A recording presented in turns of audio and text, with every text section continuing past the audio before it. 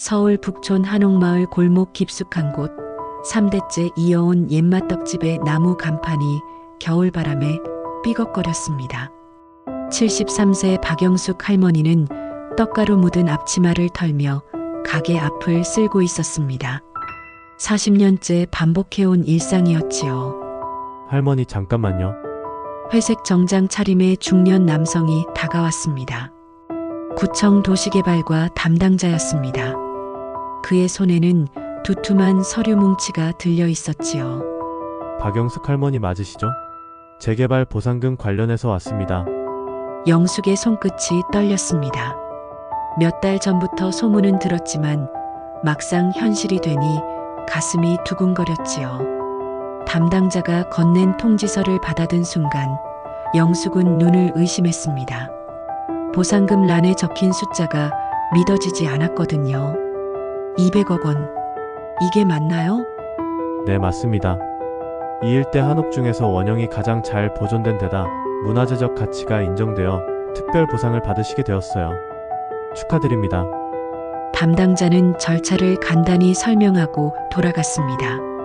영숙은 한참 동안 그 자리에 서 있었지요. 손에 든 서류가 현실인지 꿈인지 분간이 안 되었습니다. 영숙은 떡집 안으로 들어가 남편의 영정 앞에 앉았습니다. 40년 전 세상을 떠난 박철수의 온화한 미소가 그녀를 바라보고 있었지요. 여보, 큰일 났어요.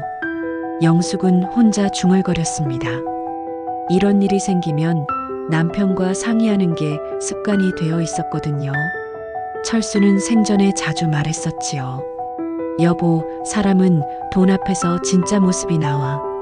우리 아이들이 언젠가 그런 시험을 받을 날이 올 텐데 그때 진짜 효자가 누군지 알게 될 거야. 그때는 그저 남편의 철학쯤으로 여겼습니다. 하지만 지금 이 순간 그 말이 예언처럼 느껴졌지요. 영숙은 새 아들을 떠올렸습니다. 큰아들 민호는 48세로 강남의 대형 로펌에서 변호사로 일했습니다. 펜트하우스에 살며 물질적으로는 풍족했지만 어머니와의 연락은 점점 뜸해졌지요. 명절에도 바쁘다는 핑계로 얼굴 보기 힘들었습니다. 둘째 창호는 45세로 명동에서 치킨집 프랜차이즈를 운영했습니다. 평범한 중산층이었지만 늘 돈 걱정에 시달렸지요. 어머니에게 용돈을 드리기는커녕 오히려 급한 일이 생기면 도움을 요청하곤 했습니다. 막내 경호는 42세로 성북구에서 작은 서점을 운영했습니다. 경제적으로는 가장 어려웠지만 마음만은 따뜻했지요. 아내 은영과 함께 틈나는 대로 어머니 안부를 물어왔습니다. 영숙은 깊은 한숨을 쉬었습니다. 과연 이 200억 원 소식을 들으면 아들들이 어떻게 반응할까요? 젊을 때 영숙은 새벽 4시에 일어나 떡을 만들었습니다. 아이들 학비를 벌기 위해서였지요. 손가락이 부르트고 허리가 아파도 포기하지 않았습니다. 우리 아이들만은 잘 키워야 한다는 일념으로 살았거든요. 하지만 아이들이 자라면서 점점 달라졌습니다. 성공할수록 어머니에게서 멀어졌지요. 특히 민호와 창호는 어머니의 소박한 삶을 부끄러워하는 기색이 역력했습니다. 엄마, 요즘 세상에 누가 떡 장사해요? 그만두시지 그래요? 민호가 몇 년 전에 한 말이었습니다. 그때 영숙의 가슴이 얼마나 아팠는지 모릅니다. 해가 저물어가고 있었습니다. 영숙은 200억 원 통지서를 서랍 깊숙이 넣었습니다. 아직 아무도 모르는 비밀이었지요. 만약 내가 정말 큰 병에 걸렸다면? 갑자기 그런 생각이 들었습니다. 아들들이 과연 어떻게 반응할까요? 돈 없는 어머니와 200억 원 받은 어머니 중 누구를 더 사랑할까요? 영숙은 결심했습니다. 자식들의 진심을 확인해 보기로 했지요. 다음 날 새벽 영숙은 옷장에서 가장 남루한 옷을 꺼냈습니다. 몇 년 전부터 입지 않던 낡은 카디건과 색바랜 치마였지요. 거울을 보니 초라한 할머니의 모습이 그대로 드러났습니다. 이것이 진짜 자신의 모습이라고 생각하니 씁쓸했지요. 영숙은 병원으로 향했습니다. 오래전부터 알고 지낸 의사에게 부탁할 일이 있었거든요. 선생님, 부탁이 하나 있는데요. 30분 후 영숙은 가짜 진단서를 손에 들고 병원을 나섰습니다. 담도암 3기, 즉시 수술 필요, 예상 수술비 1억 원. 북촌으로 돌아가는 길, 영숙의 마음은 복잡했습니다. 과연 자신이 하려는 일이 옳은 걸까요? 하지만 남편의 말이 계속 떠올랐지요. 사람은 돈 앞에서 진짜 모습이 나와. 이제 진짜 시험이 시작될 것입니다. 가난한 어머니와 부자 어머니 중 누구를 선택할지 새 아들의 진심을 확인할 때가 왔지요. 영숙은 떡집 문을 닫고 첫 번째 목적지를 향해 발걸음을 옮겼습니다. 강남의 큰아들 민호네 집으로 가는 길이었지요. 겨울 해가 뉘엿뉘엿 넘어가고 있었습니다. 73년 인생에서 가장 중요한 시험이 시작되려 하고 있었지요. 과연 어떤 결과가 기다리고 있을까요? 다음 날 오전, 영숙은 지하철 3호선을 탔습니다. 강남구 압구정동까지 가는 길이 멀게 느껴졌지요. 손에는 가짜 진단서가 들려 있었고 가슴은 두근거렸습니다. 큰아들 민호가 사는 아파트 단지에 도착했을 때 영숙은 잠시 망설였습니다. 50층짜리 초고층 건물들이 하늘을 찌를 듯 솟아 있었거든요. 북촌의 낮은 한옥과는 너무나 다른 풍경이었지요. 경비실에서 방문 신고를 마치고 엘리베이터에 올랐습니다. 46층까지 올라가는 동안 귀가 먹먹해졌지요. 마음도 점점 무거워졌습니다. 펜트하우스 현관문 앞에서 영숙은 깊이 숨을 들이쉬었습니다. 그리고 초인종을 눌렸지요. 누구세요? 인터폰에서 민호의 목소리가 들렸습니다. 평소보다 날카로웠지요. 민호야, 엄마야. 잠시 침묵이 흘렀습니다.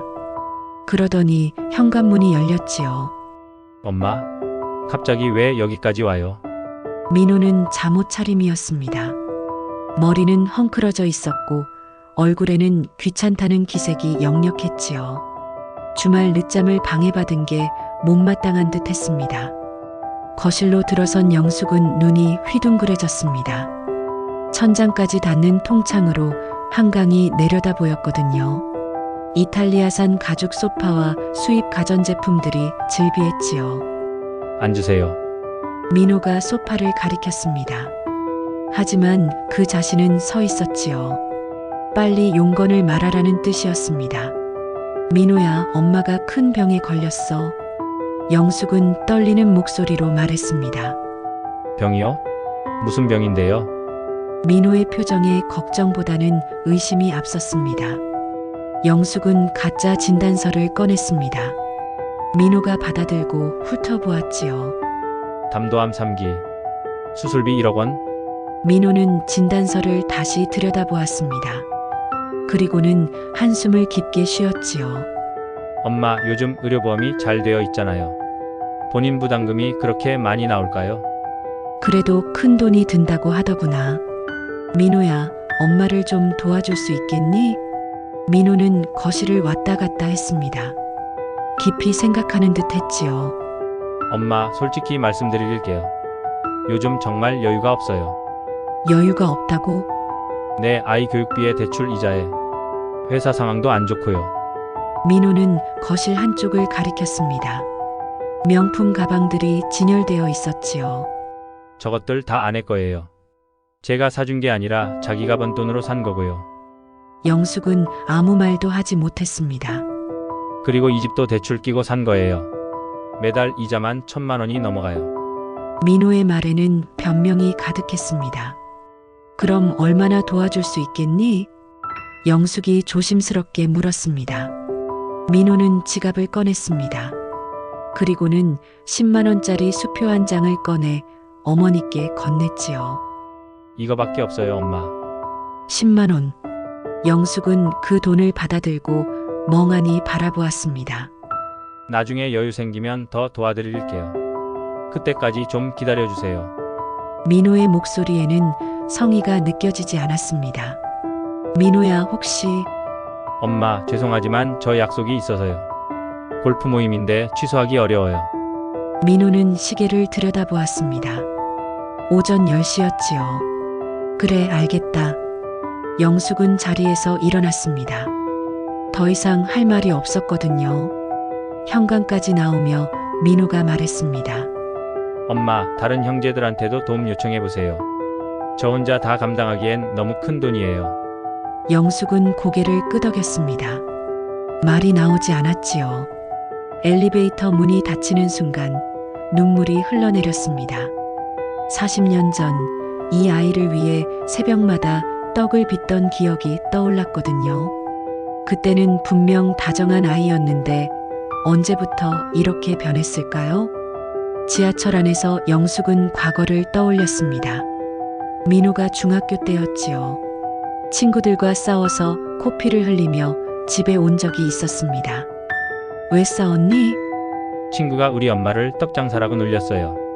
그때 민호는 어머니를 위해 주먹을 휘둘렀었지요. 얼마나 기특했던지 모릅니다. 하지만 대학을 가고 사회에 나가면서 점점 달라졌습니다. 성공할수록 어머니의 소박한 삶을 부담스러워했지요. 몇 년 전 민호의 결혼식 때였습니다. 하객들 앞에서 어머니를 소개할 때 민호는 이렇게 말했었지요. 저희 어머니는 작은 사업을 하십니다.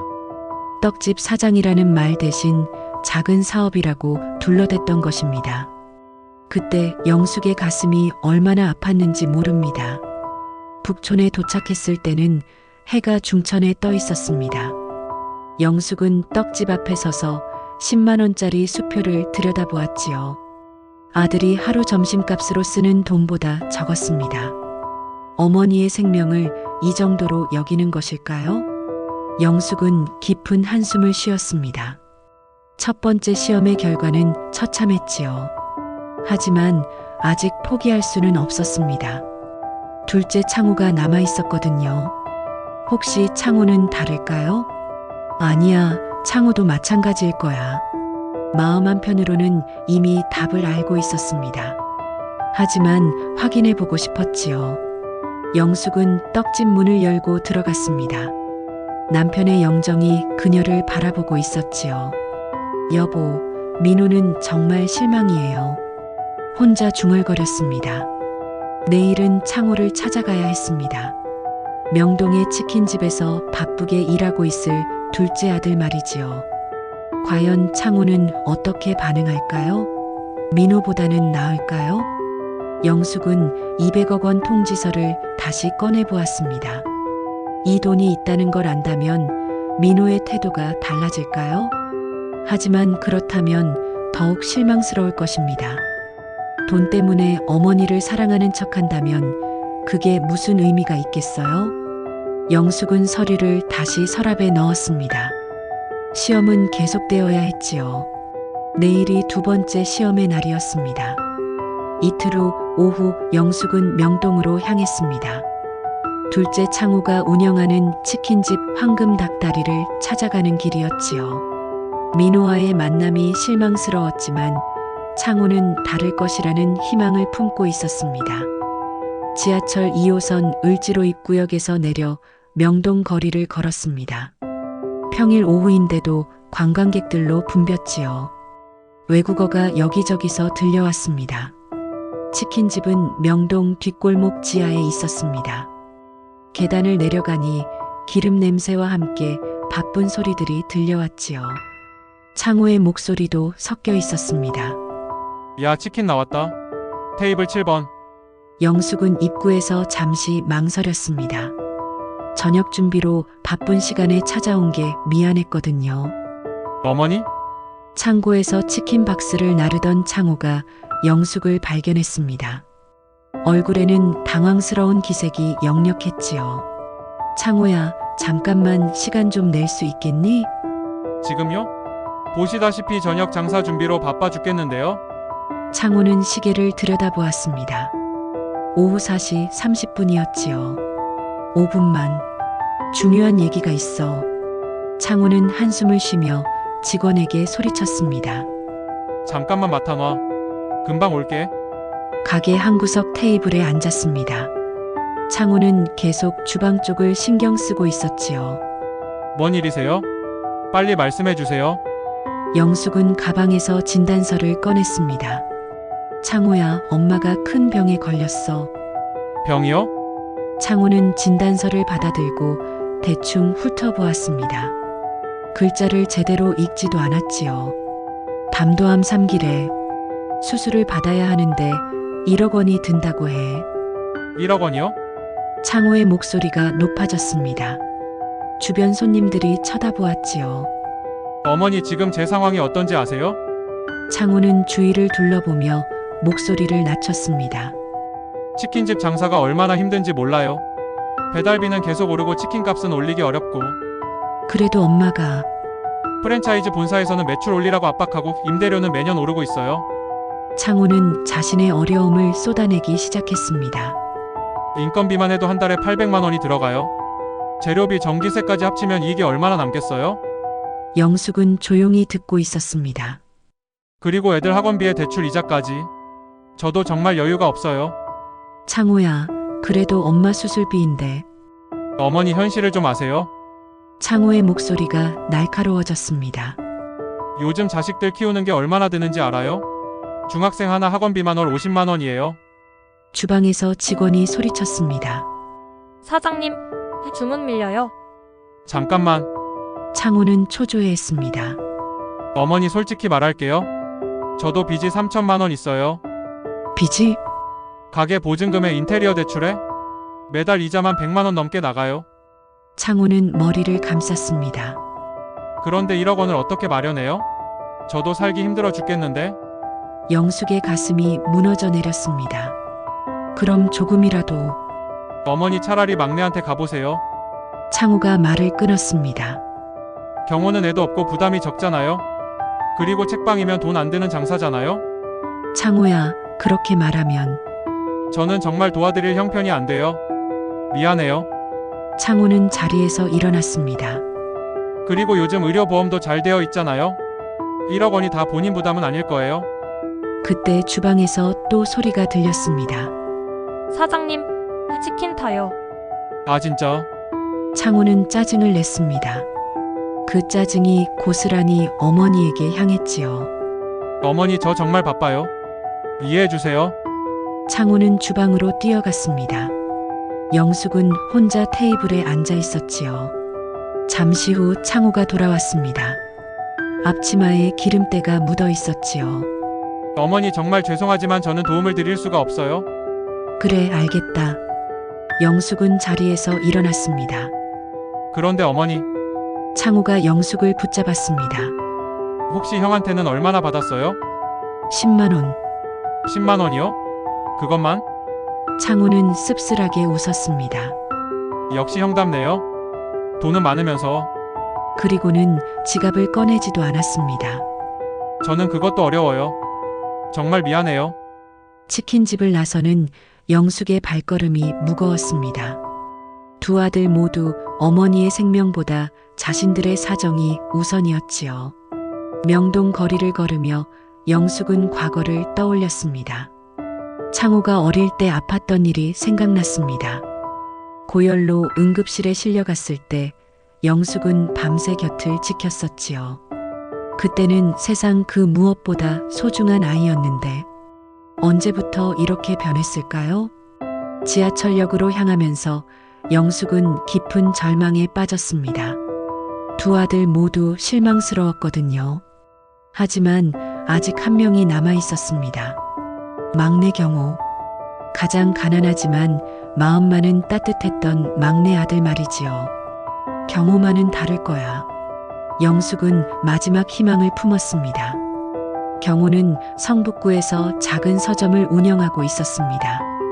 돈은 없어도 책을 사랑하고 아이들을 아끼는 따뜻한 사람이었지요. 아내 은영도 초등학교 선생님으로 인품이 좋았습니다. 그래, 경호한테 가보자. 영숙은 마지막 시험을 위해 발걸음을 재촉했습니다. 과연 막내는 어떻게 반응할까요? 형들과는 다른 모습을 보여줄까요? 아니면 똑같이 실망스러운 결과가 기다리고 있을까요? 영숙은 알 수 없었습니다. 하지만 확인해 봐야 했지요. 73년 인생에서 가장 중요한 마지막 시험이 기다리고 있었습니다. 다음 날 오후 영숙은 성북구로 향했습니다. 막내 경호가 운영하는 작은 서점 책과 사람을 찾아가는 길이었지요. 지하철 4호선 성신여대 입구역에서 내려 골목길을 걸었습니다. 두 아들의 냉대에 상처받은 마음이 아직 아물지 않았습니다. 하지만 경호만은 다를 거라는 믿음이 있었지요. 서점 앞에 도착했을 때 유리창 너머로 경호의 모습이 보였습니다. 동네 아이들 서너 명이 둘러앉아 있었고 경호가 그림책을 읽어주고 있었지요. 옛날 옛적에 마음 착한 할머니가 살았습니다. 경호의 목소리가 따뜻했습니다. 아이들은 집중해서 듣고 있었지요. 영숙은 잠시 문 앞에서 그 모습을 지켜보았습니다. 가슴이 뭉클해졌거든요. 책 읽기가 끝나고 아이들이 돌아간 후 영숙은 서점 문을 열고 들어갔습니다. 어머니, 경호가 깜짝 놀라며 일어났습니다. 얼굴에 기쁨과 걱정이 동시에 스쳤지요.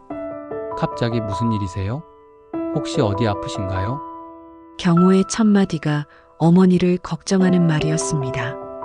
형들과는 확연히 달랐지요. 경호야, 엄마가 너한테 할 말이 있어서. 앉으세요, 어머니. 차 한 잔 드릴게요. 경호는 서점 안쪽 작은 공간에 어머니를 앉게 했습니다. 직접 따뜻한 녹차를 우려서 가져왔지요. 어머니, 무슨 일이세요? 경호는 어머니 맞은편에 앉았습니다. 두 손을 모으고 진지하게 기다렸지요. 영숙은 진단서를 꺼냈습니다. 세 번째였지만 여전히 떨렸습니다. 경호야, 엄마가 큰 병에 걸렸어. 경호의 얼굴이 하얗게 변했습니다. 병이라뇨? 어떤 병이세요? 담도암 3기래. 수술을 받아야 한다고 해.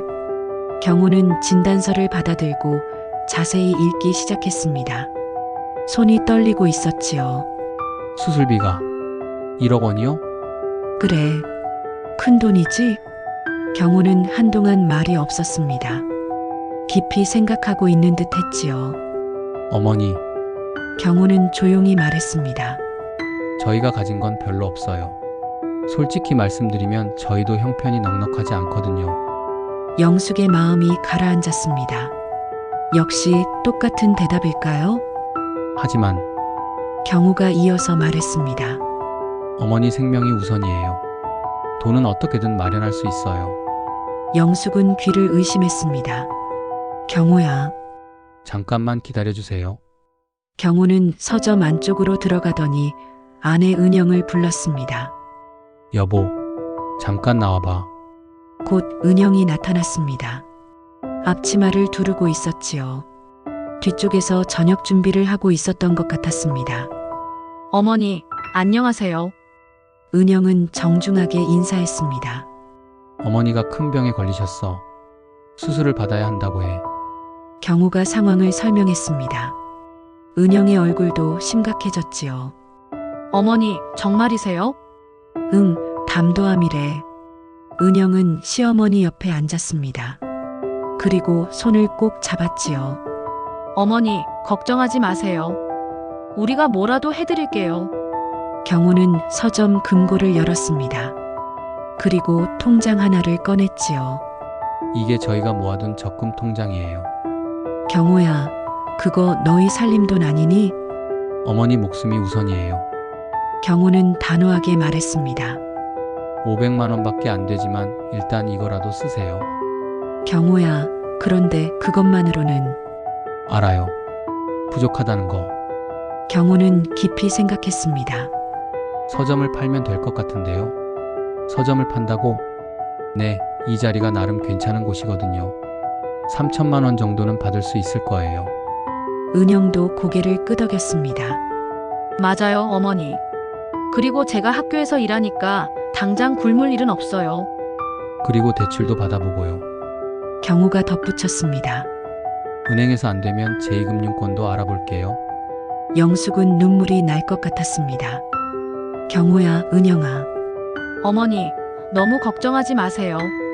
은영이 시어머니를 위로했습니다. 우리가 방법을 찾을 거예요. 꼭 경호는 무릎을 꿇고 어머니 앞에 앉았습니다. 어머니, 제가 능력이 없어서 죄송해요. 경호야, 무슨 소리니? 당장 1억 원을 드릴 수 없어서 정말 미안해요. 하지만 반드시 마련할게요. 경호의 목소리가 떨렸습니다. 어머니가 저희를 키우시느라 얼마나 고생하셨는데 이럴 때 제대로 도와드리지 못해서. 은영도 눈시울이 붉어졌습니다. 어머니, 저희가 비록 가난하지만 마음만은 진짜예요. 그 순간 영숙의 마음이 무너졌습니다. 더 이상 견딜 수 없었지요. 경호야, 은영아. 영숙은 두 사람을 바라보았습니다. 사실은 엄마가 미안하다. 영숙은 떨리는 목소리로 말했습니다. 사실 엄마는 아프지 않아. 네, 경호와 은영이 동시에 물었습니다. 이 진단서도 가짜야. 엄마가 부탁해서 만든 거지. 경호는 당황했습니다. 어머니, 그게 무슨 말씀이세요? 너희들의 진심을 알고 싶었어. 그래서 이런 시험을 한 거야. 영숙은 200억 원 통지서를 꺼냈습니다. 사실은 엄마한테 큰 돈이 생겼어. 200억 원이라는 돈이. 경호와 은영은 믿을 수 없다는 표정이었습니다. 200억 원요? 재개발 보상금이야. 떡집이 문화재 가치를 인정받아서. 경호는 한동안 말이 없었습니다. 그러더니 천천히 입을 열었지요. 어머니, 왜 이런 시험을 하셨어요? 목소리에 서운함이 섞여 있었습니다. 경호야, 미안해. 하지만 엄마는 알고 싶었어. 누가 진짜로 엄마를 사랑하는지. 어머니, 경호가 일어났습니다. 돈이 있든 없든 상관없어요. 어머니는 우리가 모셔야 할 뿐이에요. 이 말에 영숙은 확신했습니다. 경호야말로 진짜 아들이라는 것을. 그런데 어머니, 은영이 조심스럽게 물었습니다. 혹시 형님들도 이 시험을 받으신 건가요? 영숙은 고개를 끄덕였습니다. 그럼 형님들은 실망스러웠어. 영숙의 대답이 간단했습니다. 그때 경호의 휴대폰이 울렸습니다. 여보세요? 경호가 전화를 받았습니다. 네, 형이세요? 무슨 일이세요? 전화 너머로 민호의 목소리가 들렸습니다. 평소보다 급해 보였지요. 어머니가 200억을 받으셨다고? 정말이야? 경호는 어머니를 바라보았습니다. 네, 맞아요. 그럼 지금 어디 계셔? 우리가 바로 갈게. 전화가 끊어졌습니다. 경호는 씁쓸하게 웃었습니다. 형님들이 오신대요. 그럴 줄 알았어. 영숙도 예상했던 반응이었습니다. 어머니, 이제 어떻게 하실 거예요? 은영이 물었습니다. 영숙은 창밖을 바라보았습니다. 해가 지고 있었지요. 진짜 시험은 이제부터일지도 모르겠구나. 과연 민호와 창호는 어떤 모습으로 나타날까요? 그리고 영숙은 어떤 선택을 하게 될까요? 200억 원을 둘러싼 진짜 갈등이 시작되려 하고 있었습니다. 30분 후 서점 문이 요란하게 열렸습니다. 민호와 창호가 숨을 헐떡이며 들어왔지요. 두 사람 모두 평소와는 확연히 다른 모습이었습니다. 어머니, 민호가 달려와 영숙의 손을 잡았습니다. 며칠 전 10만 원을 건네며 귀찮아했던 모습은 온데간데 없었지요. 어머니 괜찮으세요? 병원은 다시 가보셨어요? 창호도 마찬가지였습니다. 엄마, 제가 며칠 전에 너무했어요. 정말 죄송해요. 영숙은 조용히 두 아들을 바라보았습니다. 200억 원 소식을 들은 후 달라진 태도가 씁쓸했지요. 너희들 갑자기 왜 이래? 어머니, 저희가 정말 잘못 생각했어요. 민호가 말했습니다. 어머니 수술비 걱정은 하지 마세요. 제가 다 해결할게요. 저도 도와드릴게요. 창호도 끼어들었습니다. 치킨집 팔아서라도 돈 마련할게요. 하지만 곧 두 형제 사이에 미묘한 경쟁이 시작되었습니다. 어머니, 우리 집으로 오세요. 방도 넓고 간병인도 구해드릴게요. 민호가 먼저 제안했습니다. 아니에요, 어머니. 제가 모실게요. 저희 집이 더 편할 거예요. 창호가 맞섰습니다. 형은 바쁘잖아. 법무법인 일로. 야, 어머니가 더 중요하지. 일은 줄일 수 있어. 두 사람의 목소리가 점점 높아졌습니다. 영숙은 그 모습을 말없이 지켜보았지요. 그런데 어머니, 민호가 조심스럽게 물었습니다. 재개발 보상금은 언제 나와요? 보상금? 네, 200억 말이에요. 절차가 복잡할 텐데. 창호도 관심을 보였습니다. 엄마 세금도 많이 나올 거 아니에요? 미리 준비해야 할 것 같은데. 영숙의 마음이 차가워졌습니다. 역시 돈 때문이었구나. 민호야, 창호야. 영숙이 조용히 말했습니다. 너희들한테 할 말이 있어. 두 아들이 집중했습니다. 200억 원은 모두 경호에게 줄 거야. 순간 정적이 흘렀습니다. 네? 민호가 먼저 반응했습니다. 어머니, 그게 무슨 말씀이세요? 말 그대로야.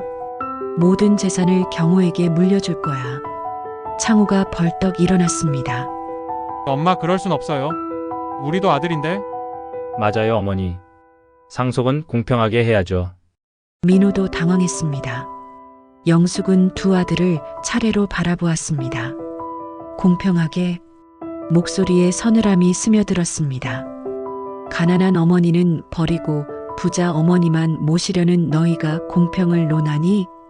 어머니, 그게 아니라. 며칠 전 일을 벌써 잊었니? 영숙의 목소리가 단호해졌습니다. 민호야, 너는 10만 원을 주면서 골프 모임이 더 중요하다고 했지. 민호의 얼굴이 붉어졌습니다. 창호야, 너는 돈 한 푼도 안 주면서 막내한테 떠넘겼지.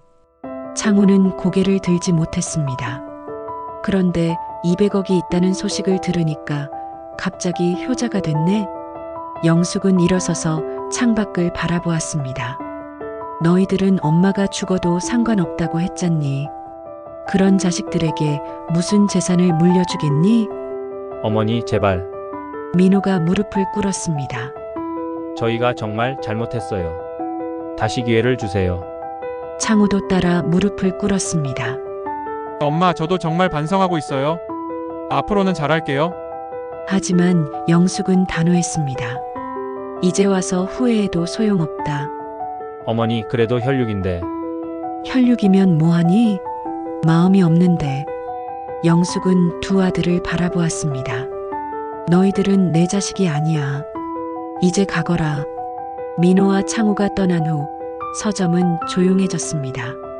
영숙과 경호, 은영만 남았지요. 어머니, 괜찮으세요? 은영이 조심스럽게 물었습니다. 괜찮아. 이제야 마음이 편해졌어. 영숙은 정말로 편안해 보였습니다. 어머니, 경호가 말했습니다. 저는 그런 큰 돈 필요 없어요. 경호야? 어머니가 건강하시고 행복하시면 그걸로 충분해요. 경호의 말에 영숙의 가슴이 따뜻해졌습니다. 그래도 받아야지. 엄마가 주고 싶으니까. 그럼 어머니와 함께 써요. 좋은 일에. 은영이 제안했습니다. 동네 아이들을 위한 도서관도 만들고 어려운 가정도 도와주고. 영숙은 두 사람을 번갈아 보았습니다. 진짜 자식들이었지요. 영숙은 경혼의 작은 원룸으로 이사했습니다. 비좁았지만 따뜻했지요. 경호는 여전히 서점을 운영했고 은영은 학교에서 돌아와 시어머니와 저녁을 함께 준비했습니다. 어머니, 오늘 아이들이 또 물어보더라고요. 은영이 말했습니다. 할머니는 언제 오시냐고. 그래, 내일 가야겠네. 영숙은 서점에서 아이들에게 옛날 이야기를 들려주곤 했습니다. 아이들은 할머니의 이야기를 좋아했지요. 돈이 많아졌지만 삶은 크게 달라지지 않았습니다. 여전히 소박했지만 행복했지요. 그런 어느 날 민호와 창호가 다시 찾아왔습니다. 한 달 전과는 완전히 다른 모습이었지요. 어머니, 민호가 조심스럽게 말했습니다. 저희가 정말 잘못했어요. 이번에는 진심이 느껴졌습니다. 한 달 동안 매일 후회했어요. 어머니께 얼마나 못됐는지. 창호도 눈물을 흘렸습니다. 엄마, 저도 마찬가지예요. 제가 너무 이기적이었어요. 영숙은 한참 동안 두 아들을 바라보았습니다. 정말로 뉘우치는 거니? 네, 어머니. 진심이에요. 돈 때문이 아니라 돈은 상관없어요. 그냥 어머니가 그리워서. 민호의 목소리가 떨렸습니다. 영숙은 깊이 생각했습니다. 그들도 자신의 아들이었지요. 좋다. 영숙이 입을 열었습니다. 한 가지 조건이 있어. 무엇이든 하겠어요. 다시는 돈 이야기를 하지 마라. 그리고 진심으로 가족을 대하거라. 네, 어머니. 두 아들이 대답했습니다. 그렇게 가족은 다시 하나가 되었습니다. 매주 일요일이면 세 아들 가족이 모여 식사를 했지요. 돈 이야기는 하지 않았습니다. 영숙은 진짜 부가 무엇인지 깨달았습니다. 200억 원이 아니라 가족의 사랑이었지요. 서점에서 아이들과 시간을 보낼 때가 가장 행복했습니다. 경우와 은영이 함께하는 저녁 시간도 소중했지요. 어느 날 저녁 영숙의 휴대폰이 울렸습니다. 할머니, KBS 시사 프로그램 PD인데요. 할머니 이야기가 화제가 되어서요. 영숙은 잠시 망설였습니다. 또 다른 시험이 될까요? 출연료도 상당할 것 같은데요. 하지만 이번에는 걱정되지 않았습니다. 이제 진짜 가족이 생겼으니까요. 생각해보고 연락드릴게요. 전화를 끊고 영숙은 웃었습니다. 북촌 한옥마을의 작은 떡집에서 시작된 이야기는 이렇게 끝났습니다. 돈은 사람의 본심을 보여주는 거울일 뿐, 진짜 부는 진심 어린 사랑이라는 교훈을 남기고 말이지요. 영숙은 창밖을 바라보았습니다. 내일도 아이들이 기다리고 있을 것입니다. 그것만으로도 충분히 행복했지요. 진정한 상속은 돈이 아니라 사랑이었습니다. 여러분들의 마음에 작은 울림이 있으셨다면 구독과 좋아요 부탁드립니다.